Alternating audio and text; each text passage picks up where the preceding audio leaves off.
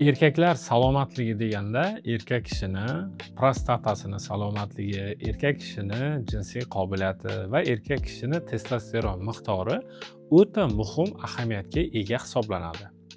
Hozirda bu video davomida har bir muammo uchun erkaklar doimiy iste'mol qilib yurishi kerak bo'lgan 3 ta mahsulot haqida ma'lumot berib o'taman.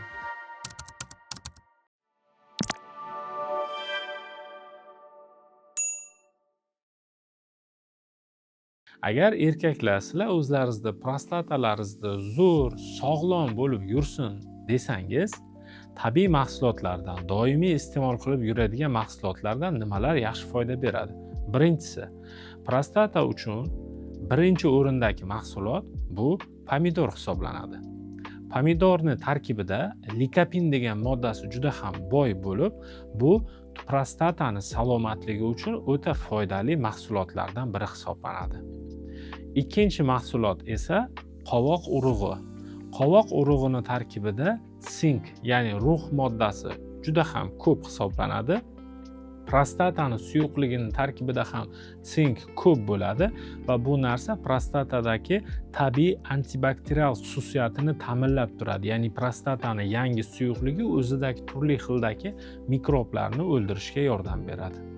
Uchinchi mahsulot esa brokkoli deb ataladi. Brokkoli tarkibida turli xildagi antioksidantlarga va sulforafanlarga boy hisoblanadi va brokkoli ham prostataning salomatligi uchun o'ta muhim ozuqa mahsulotlaridan biri hisoblanadi.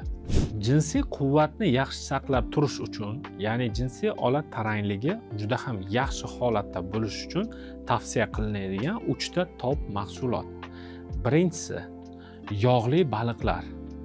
Skumbriya, sardiniya kabi turli xildagi baliqlar, ular o'zini tarkibida ko'p miqdorda foydali omega 3 yog'lar tutganligi sababli qon tomirlarida yomon yog'larni paydo bo'lishini oldini oladi va qon aylanishini yaxshilashga yordam beradi.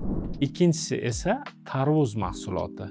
Tarvuz tarkibida sitrulin moddasi juda ham ko'p bo'lib, sitrulin moddasi ham alohida vosita sifatida ham sotiladi aptekalarda, lekin shu tarvuzni o'zida shu modda ko'p va bu esa qon tomirlarini kengaytirib, ularda qon aylanishini yaxshilaydi.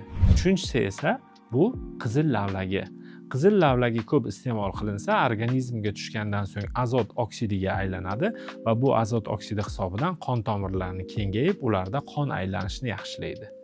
Albatta, qayerda qon aylanishi yaxshi bo'lsa, o'sha yerda moddalar almashinuv jarayoni yaxshi bo'ladi. Demak, qon yaxshi aylangan joyda jinsiy olat ham maksimal yaxshi taranglikda bo'ladi. Uchinchi tavsiya qilinadigan gruppa esa bu erkak kishining erkaklik gormoni testosteron miqdorini ko'tarish uchun yordam beradigan 3 ta top mahsulot. Birinchisi, tuxum. Tuxum o'zini tarkibida xolesterin, turli xildagi oqsillarga juda ham boy hisoblanadi va testosteron sintezi uchun zarur bo'lgan barcha vositalar mavjuddir. Ikkinchisi esa dengiz chig'anoqlari. Dengiz chig'anoqlari ham o'zini tarkibida ko'p miqdorda rux moddasi tutganligi sababli juda ham testosteron sinteziga yordam beradi. Uchinchisi esa bu go'sht mahsulotlari. Go'sht mahsulotlarining tarkibida rux, B12 va boshqa turdagi mikroelementlar mavjud bo'lib, organizmda testosteron miqdorini oshirib berishga o'ta katta yordam beradigan mahsulotlardan biri hisoblanadi. Demak, yuqorida 3 ta gruppada eng tavsiya qilinadigan top mahsulotlarni aytdik. Albatta, bu mahsulotlar doimiy iste'mol qilib yurilsa, erkak kishining yuqoridagi 3 ta a'zolari bilan turli xildagi muammolarni yuzaga kelishi oldini olinadi. Va yana aytib qolamiz, bu mahsulotlarga qo'shimcha ravishda albatta uyqu va ozgina jismoniy aktivlik ham bo'lsa erkak kishida hammasi a'lo darajada bo'ladi.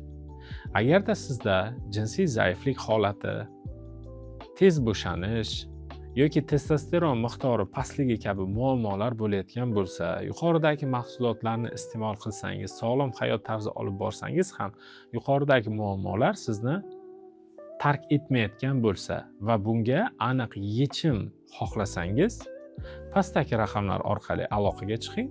Har bir urologik muammoni asl sababini aniqlab, unga yechim beramiz.